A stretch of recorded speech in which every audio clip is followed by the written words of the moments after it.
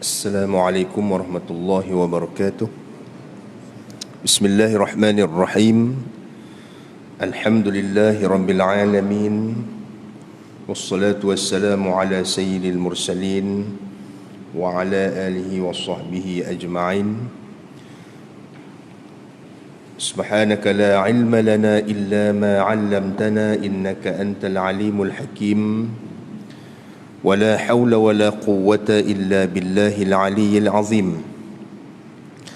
رب اشرح لي صدري ويسر لي أمري واحلل عقدة من لساني يفقه قولي. رب يسر ولا تعسر رب تمم بخير. أما بعد. Muslimin muslimat yang dirahmati Allah, kuliah subuh seperti biasa kita sambung bacaan kitab Al-Qawlut Tam fi Ahkamil Ma'mumi wal Imam. Kita tengok muka surat 173, masalah 207 ni. Muka surat 173, masalah 207. Kata al-muallif rahimahullahu ta'ala, makmum sembahyang atas bukit Safa atau Marwah atau atas bukit Abi Qubais. Jika sembahyang seorang lelaki, yakni makmum atas bukit Safa atau bukit Marwah atau atas bukit Abi Qubais, mengikut imam Masjidil Haram,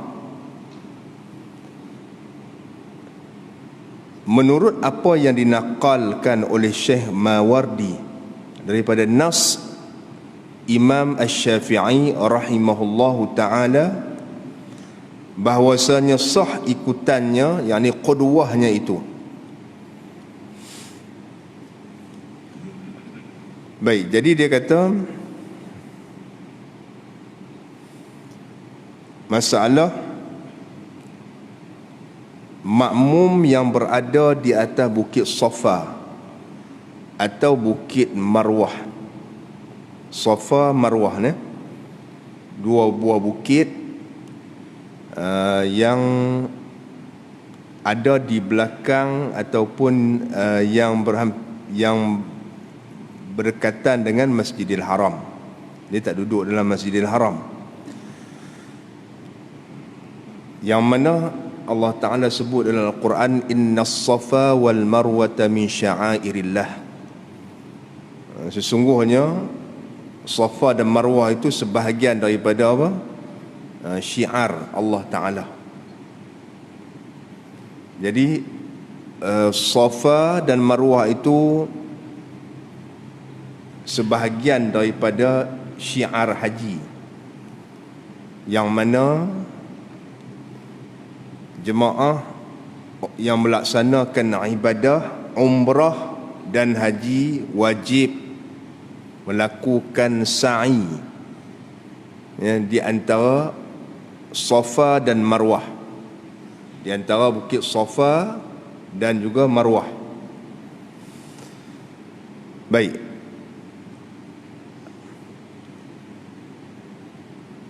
pintu besar bukit Safa Marwah tu kita panggil Babus Salam.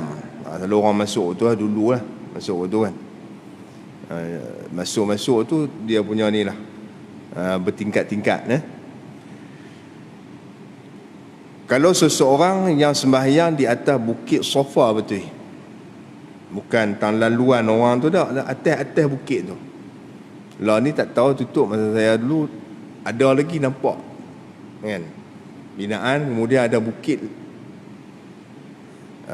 yang puncak dia tinggi tu, antara Safa dengan Marwah. Satu bukit Safa, Marwah ni bawah, Marwah rendah lagi di bawah ni. Kalau seseorang itu sembahyang, ni cerita zaman dulu lah kan, yang mana binaan masjid yang baru ni tak ada lagi. Tak apalah kalau ada lah ni pun ada orang sembahyang di situ. Kalau seseorang yang sembahyang di Safa ataupun Marwah, atau satu lagi dipanggil bukit Abi Qubais. Bukit Abi Qubais ni kat mana? Dia belakang daripada Safa dan Marwah tu sikit. Tahu mana cari tak ada dah. Dah jadi istana raja dah ni. Depa dah depa dah pagang nak masuk tak boleh. Kalau nak pergi juga, tuan-tuan kena jadi Perdana Menteri dulu. Baru boleh. Atau jadi menteri mana-mana lah. Kan? Baik. Itu Bukit Abi Qubais. Ya, lah ni istana raja istana Raja Saudi. Ataupun istana tu kalau tetamu duduk situ lah, tetamu negara lah. Dia semayang dia belakang lagi tu.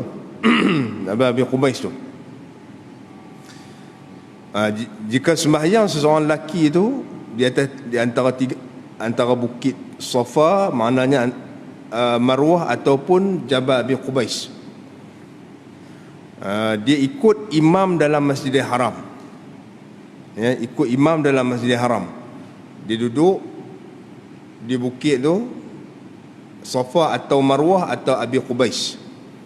Dia kata yang dinakalkan daripada oleh Imam Mawardi daripada nas keterangan Imam Syafi'i dalam kitab dia Al-Dia kata sah, dia kata ikutan tu walaupun jauh. Kerana apa? Bukit Safa atau Marwah atau Abi Qubais ni dia berada di luar Masjidil Haram, luar masjid, tak duduk dalam masjid. Tetapi dia kata dan tersebut di dalam kitab Al-Kafi. Kitab lain pula. Ada bagi Imam Syafi'i rahimahullahu ta'ala nas yang lain atas ketiadaan sah ikutan orang, yakni makmum di atas bukit Abi Qubais. Ya, ikut itu kepada imam yang di dalam Masjidil Haram. Kerana ada hail, tidak dapat lalu makmum kepada imam melainkan membelakangi qiblah. Baik. Dalam kitab Al-Kafi, dalam kitab Al-Kafi dinukilkan Imam Syafi'i ada keterangan yang lain, ya, berkenaan dengan makmum yang duduk di atas bukit Safa, makmum yang ada di atas bukit Abi Qubais, ya, makmum yang dia duduk di situ, kemudian ataupun makmum yang sembahyang di bukit Abi Qubais ini dia mengikut imam dalam Masjidil Haram. Maknanya dia naik atas bukit Abi Qubais dan dia ikut imam yang di dalam Masjidil Haram, ya. Ikut pendapat ini keterangan dalam kitab ini, makmum yang duduk di atas bukit Abi Qubais ini, kalau dia ikut imam yang sembahyang dalam Masjidil Haram tidak sah. Pasal apa? Pasal ada halangan, hailun, ada halangan yang menghalang makmum untuk pergi ke imam tanpa membelakangi kiblat, ya, tanpa membelakangi kiblat, ya, ataupun ke kiri atau ke kanan kiblat. Maknanya dia kena berpaling daripada arah kiblat lah. Baik. Itu sebab dalam kitab ini dia kata apa? Dalam kitab ni, makmum yang duduk di atas Jabal Abi Qubais, bukit Abu Qubais tadi, kalau dia ikut juga imam dalam Masjidil Haram tidak sah, kerana alasan dia ada sesuatu yang menghalang. Sesuatu yang menghalang. Walaupun dia nampak imam tu, tapi bila dia nak pergi ke imam, dia kena membelakangi kiblat. Membelakangi kiblat, tuan-tuan tahu tak macam mana? Nak kena tunjuk. Maknanya dia kali ya. Dia kena kali. Apa kiblat di belakang dia. Dia nak kena ke kiri atau ke kanan. Ya, ataupun kena memang U-turn. Kalau buat U-turn senang. Maknanya dia tak boleh pi terus. Kalau pi terus, jadi macam mana?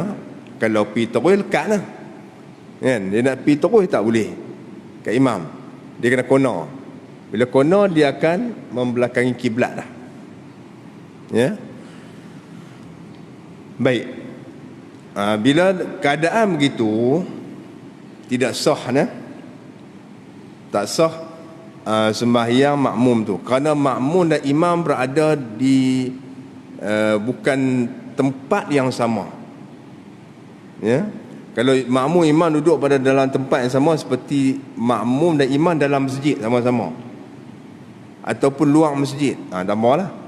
Ini imam dalam masjid, makmum luar masjid. Dia ada peraturan dia bila sembahyang cara macam tu. Baru ni ada viral sikit lah. Ada beberapa orang dia nak pergi sembahyang Jumaat. Ni bagus kita mengaji kitab ni. Time time COVID lah ni. Betul tak? Kan? Sebelum ni pakai duk lena dia kata buat apa duk cerita macam ni. Terfikir tak tuan-tuan? Tak terfikir langsung. Buat apa duk cerita macam ni sembahyang luar tu sagi sembahyang teh bumbung lah apa macam-macam cerita. Ulama dah buat kan? Tiba-tiba jadilah benda yang kita tak sangka dalam hidup kita lah ni. Ya, wabak yang berlaku ni menyebabkan kita terpaksa kehidupan kita tu terpaksa mengikut norma baru, cara baru, peraturan yang lain. Sembahyang pun jarak-jarak. Kemudian bila sembahyang Jumaat dia hadkan, ada satu kes yang minggu ni baru ni di belah sana, belah Kuala Lumpur lah. Dia keluar gambar dia nak masuk masjid tak boleh, depa tak pergi masuk, depa sembahyang di luar pagar masjid. Kan? Pakat duk riuh lah. Pakat duk riuh lah, ni sah ke tak sah? Ni kita mengaji dah lah ni. Kan? Dia luar pagar tu. Nak masuk tak boleh, depa tutup pagar dah. Jadi depa pun sembahyang di bahu jalan. Kan? Di tepi bahu jalan tu, dekat parking kereta tu, luar masjid lah. Pakai hampak sejadah sembahyang tak ada masalah. Tempat tu bersih kan, tak ada najis apa, sembahyang ya. Kerana apa? Bumi Allah Ta'ala ni semua ya, untuk umat Nabi Muhammad sallallahu alaihi wasallam. Mana-mana tempat yang bumi Allah Ta'ala tak ada najis ni boleh digunakan untuk kita sujud kepada Allah untuk sembahyang. Ya. Tak sama macam umat lain dia nak sembahyang kena ada tempat ibadat dia. Kalau tidak tak sah. Ya. Tak ada masalah tu. Cuma masalah dia bila sembahyang macam tu dia ada peraturan dia supaya kita qudwah kita dengan imam. Qudwah ni makna ikutan kita dengan imam tu tak terputus. Ya, tak terputus. Di sini pada kes yang kita tengok tu, dia sembahyang di luar pagar masjid. Jadi kalau dia nak masuk, dia kena membelakangi kiblat. Maknanya kalau kata kita andaikan kalau dia berjalan pergi kat imam lah, boleh dia pergi direct terus tak? Tembus? Tak boleh sebab ada pagar. Ya? Ada pagar. Dia tak boleh pergi terus. Dia mesti ke kiri ataupun ke kanan, ataupun mungkin kena berpatah balik ke belakang kan. Maknanya dia kena membelakangi kiblat untuk masuk terus kepada imam. Itu dia punya kayu ukur dia. Kita nak ukur kata kita ni sah tak sah ikut imam. Kalau kita duduk luar masjid, try tengok. Kalau kita pi kat imam belaga dinding, tak boleh pi ya. Kena kono, kena pusing kiri atau kanan baru boleh pi ke imam. Kena ada pintu belah sana tu. Ya? Tuan faham kan? Nak pergi ke imam tu kena kona macam nak ni kan. Orang duduk di jalan tu, dia nak mai ke imam ni, dia kena kona masuk pagar tu. Lepas tu kona mai sini pula ada pintu tang ni. Contoh kan. Belakang kiblat dah. Tak boleh sembahyang di luar jalan tu. Ni. Nak sembahyang di luar jalan tak boleh contoh nak sembahyang kat kedai Ustaz Subki tu. Kedai Ustaz di malam pengurusi kita kan. Dia sembahyang dalam tu. Nak ikut imam ni boleh tak? Dia nak mai kat imam macam mana? Boleh dia mai tembus apa dinding tu? Tak boleh, dia kena membelakangi kiblat, dia kena masuk kot apa pintu tu. Dia mesti kona kan. Dia jalan, dia kena kona ke ke kanan, masuk pintu tu, terus pula ada dinding pula, kona pula. Kan. Baik nah. Itu maksud yang dia kata di sini. Jadi berdasarkan kepada inilah nas Imam Syafi'i yang lain, kalau situasi makmum yang sembahyang di Bukit Abi Qubais ni, dia nak pi ke imam ada sesuatu halangan, tak boleh pi direct terus, kecuali dia kena membelakangi kiblat ya.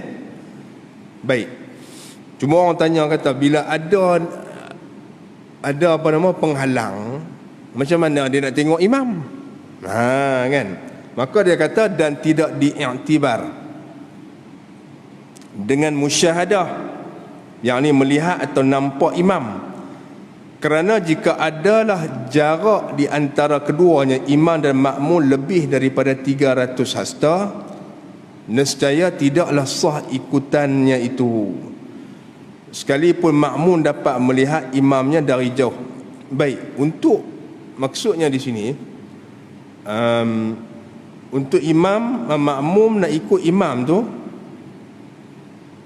kalau kita buka kitab fiqh, yang ni dah masalah dah tuan-tuan Yang kita baca ni masalah sembahyang jemaah, bukan panduan sembahyang jemaah. Kalau panduan sembahyang jemaah ni, contoh dia macam ni lah. Contoh dia, tuan-tuan mengaji kalau matematik kan, mengaji matematik tu dah mengaji pecahan dah. 1/2 kali 1/3 dapat berapa? 1/4 campur 1/8 macam mana kira dia? 1/5 bahagi dengan 1/10 macam mana nak dapat jawapan dia? Kan? Tuan-tuan boleh tak kira tu kalau tak belajar 1 campur 1 dulu? Boleh kira tak? Boleh tak kira pecahan tu kalau tak belajar angka bulat dulu? Campur, tolak, bahagi, boleh tak? Kena tahu campur, tolak, bahagi dulu, baru boleh tahu kira hak pecahan ni. Dia cerita dia macam ni. Kitab ni kita dah tahu rukun-rukun sembahyang dah. Rukun-rukun syarat-syarat berjemaah kita dah tahu dah. Syarat berjemaah yang pertama apa, yang kedua apa, yang ketiga apa.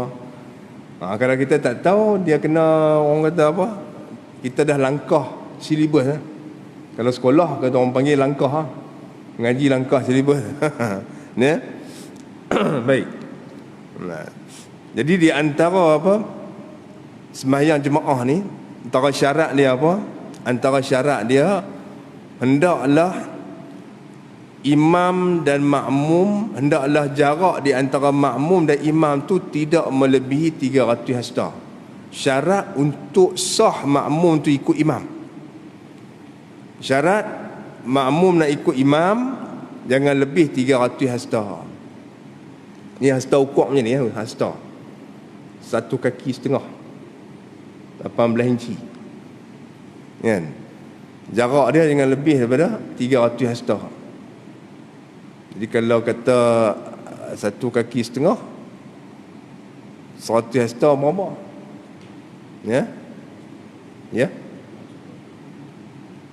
4. Kalau 300 hasta, 1,5 kaki, berapa? 450 kaki kan? 450 kaki. Jarak dia jauh dah. Ya. Lepas tu kalau kita nak penjarakan sosial tak ada masalah lah. Dari segi sah hanya nak ikut imam. Baik. Dan tak disyaratkan, dia kata tak syarat boleh nampak imam tu. Dia tak syarat kalau kita duduk jauh daripada imam 300 hasta, walaupun kita nampak imam, tak boleh tak? Tak sah juga kita ikut dah. Itu dia punya peraturan dia. Okey nah? Dan tidak ada halangan di antara imam dengan makmum. Ni baru dia bawa masalah ni.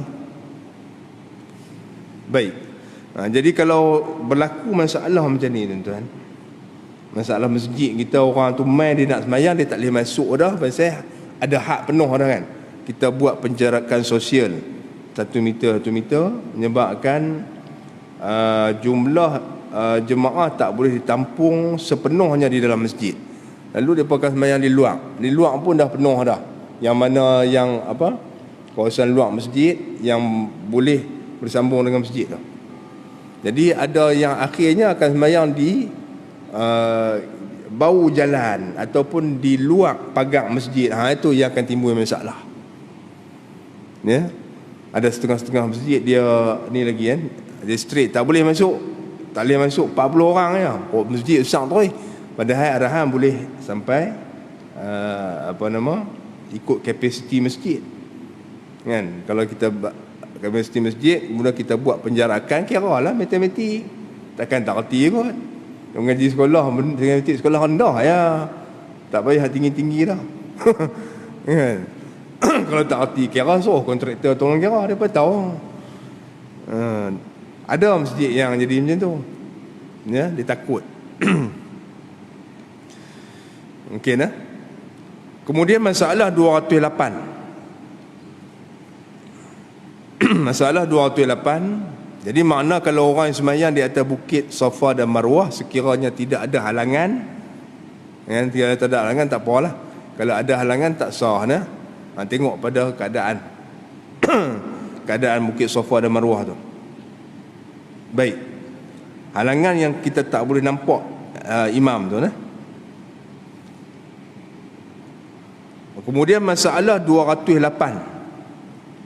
Hukum orang yang sembahyang di atas satah rumahnya mengikut imam di dalam masjid.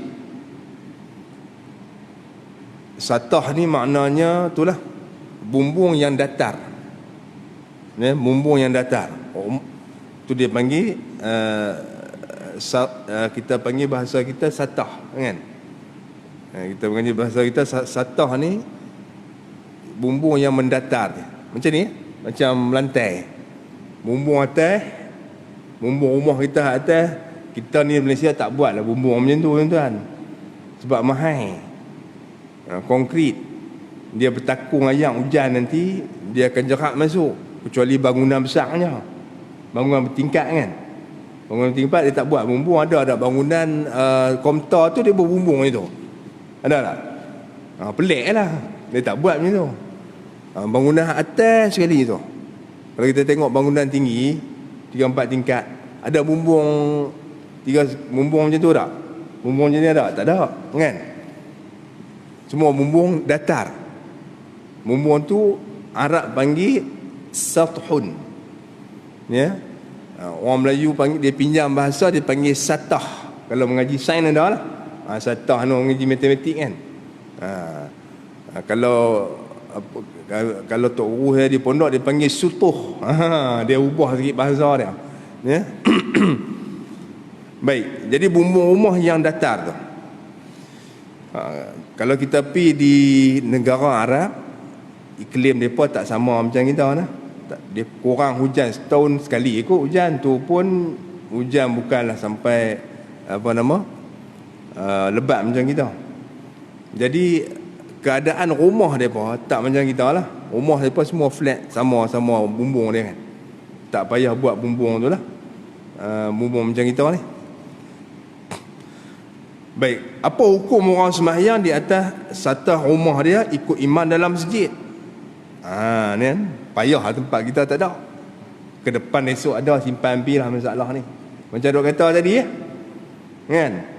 Apa masalah ni tak ada pun kan. Tak ada dah jadi Covid ni dah.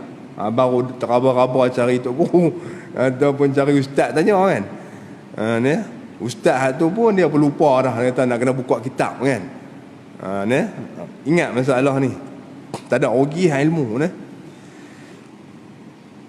Telah dinaskan oleh Imam Asy-Syafi'i rahimahullahu taala atas bahawasanya tidak harus, yakni tidak boleh bagi orang yang di tepi masjid berhampiran dengannya bersembahyang di atas sutuh rumahnya mengikut imam yang di dalam masjid. Dan dengan dia telah dijazamkan, yakni telah diputuskan oleh Syekh Abu Muhammad, dan pendapat yang sahih menyalahi yang demikian itu. Kemudian dia kata nas oleh Imam Syafi'i tidak harus, maknanya tidak sahlah seorang yang duduk di tepi masjid rumah dia tu bersembahyang di atas bumbung rumah dia, di atas satah rumah dia tu, atas bumbung rumah. Sebab tu saya abang awal-awal tuan-tuan lagi kalau kata saya cerita mengikut situasi kita di Malaysia kan, seorang tu sembahyang di atas bumbung rumah, dia kata ustaz ni mengajar ni ngarut ya, ngarut. Bumbung rumah mana boleh sembahyang, jatuh lagi berguling di bawah kan. Sebab tu saya abang siap-siap dah. Dalam kitab boleh abang dah, satah tu makna bumbung yang datar kan. Kalau tuan-tuan biasa dengan negara Arab Mekah, kalau ada dia beradik tanya musim panas ni malam-malam dia pun akan tidur di atas tu atas satah tu kan. Malam tidur di atas tu, siang hari duduk bawah. Malam hangat tu cerita dulu tak ada aircon, duduk tidur atas tu penuh penuh apa nama, mai dekat subuh tu, bangkit subuh lepas turun bawah lah. Apa jangan tidur sampai ke apa nama pukul 10 pagi. Orang pakai gelak tengok. Nah, duduk tidur atas tu orang tengok. Dia tu bumbung atas yang lain. Kan? Jadi maknanya kalau seseorang itu dia sembahyang di atas sutuh rumah dia, pasal apa? Pasal malam tu dia tidur di atas apa? Sutuh tu. Kan? Dia tidur atas tu. Dia berhampiran dengan masjid. Ya. Di tepi masjid, dia kata tepi masjid. Maknanya kalau dia tengok imam nampak lah kan dalam masjid tu. Dia sembahyang atas tu ikut imam. Ini semua ulama kumpul pasal benda ni berlaku. Ya. Ulama rekod dengan ni sebagai rekod yang kes yang berlaku, masalah yang berlaku, dia rekodkan dalam kitab fiqh. Ya. Bagaimana dia bagi hukum. Baik nah. Dia kata tidak harus, tak bolehlah sembahyang di tepi masjid kerana alasan tadi juga tuan-tuan. Jadi dia nak pergi kepada imam, terpaksa membelakangi kiblat, mungkin kena turun tangga rumah dia dulu baru boleh pergi imam kan.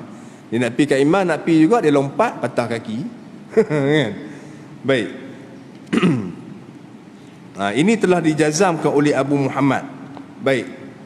Adapun dia kata pendapat yang sahih menyalahi yang demikian itu, maknanya ada satu pendapat yang lain pula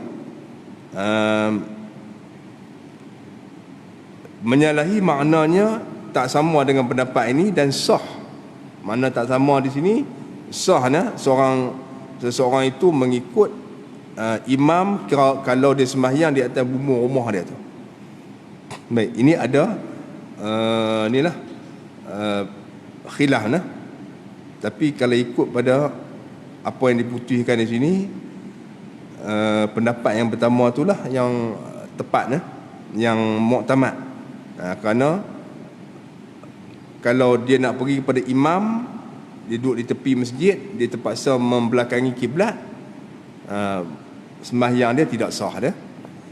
Baik, masalah 209. Hukum sembahyang imam dan makmum di atas dua sutuh, dua satah yang berasingan. Jadi imam dan makmum sembahyang di atas dua bumbung yang berbeza. Jika berdiri imam dan makmum di atas satah masing-masing, maknanya imam duduk sembahyang di atas satah rumah dia, makmum sembahyang di atas satah rumah dia, di atas bumbung rumah dia, bumbung masing-masing lah.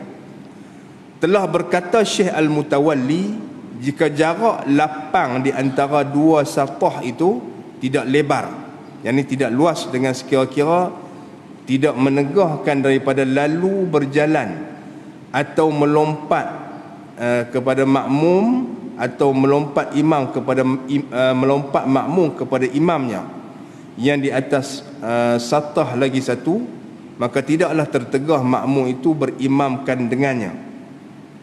Baik, dia kata Syekh Al-Mutawalli, dia tengok pada jarak.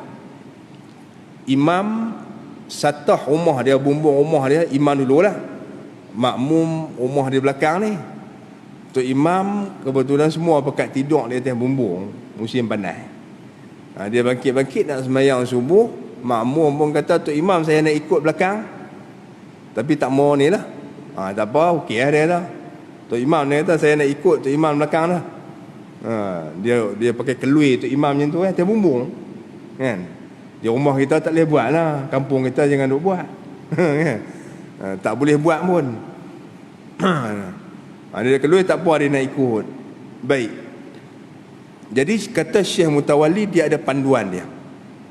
Sah tak makmum tu ikut imam? Kiranya imam datang bumbung rumah dia, imam duduk di atas bumbung rumah dia, kita duduk atas bumbung rumah kita. Kemudian dia kata, kalau dia kata tidak ada sesuatu yang menghalang atas peraturan yang sama juga, panduan yang sama juga, kita nak pergi kat imam, jangan kena ada halangan. Sekiranya tidak ada sesuatu yang menegah atau menghalang daripada kita berjalan untuk pergi ke imam, atau kita boleh lompat pergi ke imam, ya, dengan tidak perlu membelakangi kiblat, maka sah makmum tu ikut imam. Contohnya bangunan rapat, bangunan rapat, kalau kata dia pergi kat imam tu, dia pakai langkah, kalau luas sikit pun bawah ni lah, rumah setingkat atau dua tingkat dia langkah tu lepas pergi rumah sebelah tu, rapat sungguh. Ataupun satu bangunan tapi dia orang panggil apa, macam rumah teres, dua tingkat, belah sana rumah imam, belakang dia rumah makmum. Jadi pi langkah lah. Dia tak ada tak ada ruang kosong macam ni, ruang kosong kan. Ni dengan hak tu. Kalau dia boleh langkah pi, dia syarat bukan langkah yang biasa ni ataupun lompat biasa. Ya. Jangan pi cari atlet hak lompat jauh tu, tak boleh. Tu jauh sangat. Ni maknanya dia boleh pergi pada imam tu dengan cara dia melompat pun tak jatuh ke bawah. Okey, maka baru sah dia ikut imam, ya. Kalau jarak di antara, kemudian dia kata, dan jika jarak di antara dua satah tu lebar, luas, yang menegah makmum lalu berjalan atau melompat, nescaya tertegah ia berimamkan kepadanya. Contoh, ya, bangunan rumah imam tu di sini contoh dia, nampak janak tu sini, contoh. Kemudian tengah ni ada jalan raya militar ke, atau jalan jalan raya macam ni lah, mungkin kecil sikit kan, jalan dua hala. Kemudian di bangunan rumah makmum pula di belakang jalan tu, maknanya tengah-tengah jalan antara rumah imam dan makmum tu diselangi dengan jalan raya. Jadi lebar jalan raya berapa? Lebar militer berapa? 4 kaki tak? Lebih kurang tu lah. Boleh lalu kereta lah. 4 kaki ni langkah teruk jugalah. Kalau kata jalan tu, kita buhlah kata 10 kaki. Kan? Jalan raya ni berapa kaki? 10 tak? 10 kaki dah tu. Kereta nak selisih dia. Contoh kita kata, 10 kaki ni nak kena jadi Superman baru boleh pergi dekat dekat Tok Imam ni.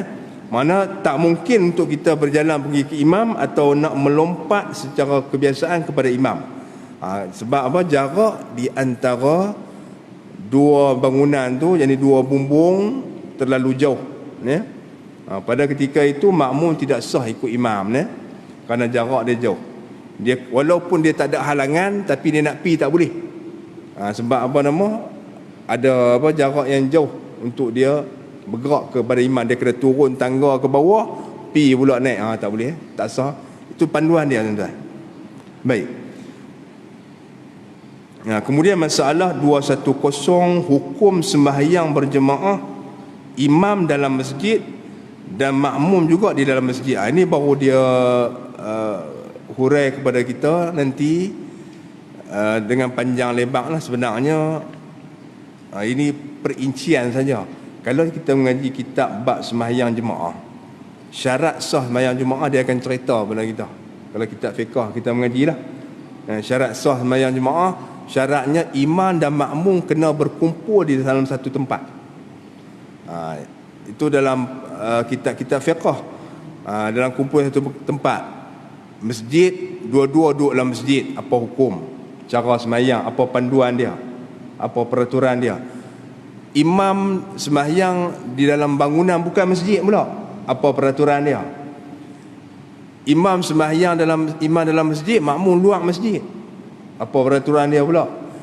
Imam luar masjid, makmum sembahyang dalam masjid pula, ikut imam di luar masjid tu, apa peraturan dia pula. Sama-sama duduk sembahyang di luar masjid, contohnya di Padang, apakah dia punya peraturan dia? Di sini dia akan perinci balik, ya. Dalam kitab fiqh kita mengaji dah, syarat sah mengikut imam tu, imam dan makmum mesti berkumpul pada satu tempat. Ini perincian dia lah. Ni dia ulang sebab kita nak apa nama, dia ulang ni bukan apa, dia ulang secara terperinci, secara terperinci. Dalam kitab bab sembahyang jemaah fardu ain ni dia tak terperinci, dia bagi peraturan dia. Ni terperinci sikit lah. Baik, saya rasa cukup sekadar itu dulu.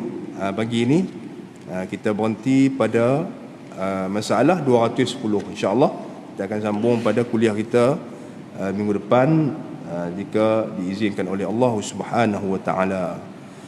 Bismillahirrahmanirrahim. Alhamdulillahirabbil alamin, wassalatu wassalamu ala asyrafil anbiya'i wal mursalin wa ala alihi wa sahbihi ajma'in. Allahumma iftah alaina futuhal arifin wa faqihna fid din waj'al a'malana khalisatan liwajhikal karim birahmatika ya arhamar rahimin. Allahumma rzuqna fahman nabiyyin wa hifzal mursalin wa ilhaman malaikatil muqarrabin birahmatika ya arhamar rahimin. Sallallahu ala sayyidina Muhammad wa ala alihi wa sahbihi wa baraka wa sallam. Walhamdulillahi rabbil alamin.